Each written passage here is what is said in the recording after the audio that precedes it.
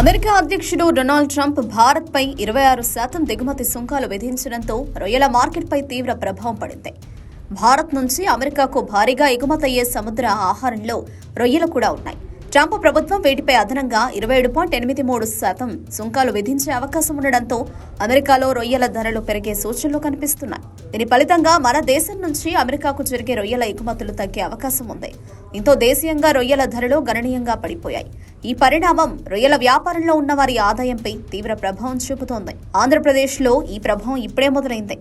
తాజాగా పశ్చిమ గోదావరి జిల్లాలో కిలో రొయ్యల ధర ఏకంగా 40 రూపాయలకి పడిపోయింది. భారతదేశం నుంచి విదేశాలకు ఎగుమతయ్యే మాంస ఉత్పత్తుల్లో రొయ్యలు 3వ స్థానంలో ఉన్నాయి. ఉమ్మడి పశ్చిమ గోదావరి జిల్లాలో సుమారు 1.20 లక్షల ఎకరాల్లో రొయ్యల సాగు జరుగుతోంది.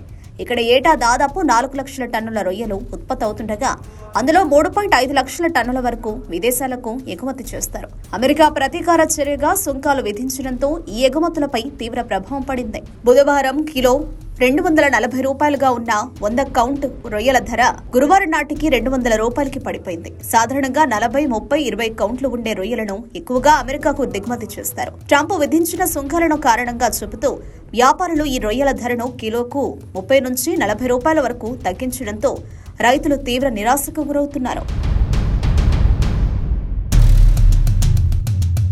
Subscribe to Social TV Telugu for more videos. Hit the bell icon for faster updates.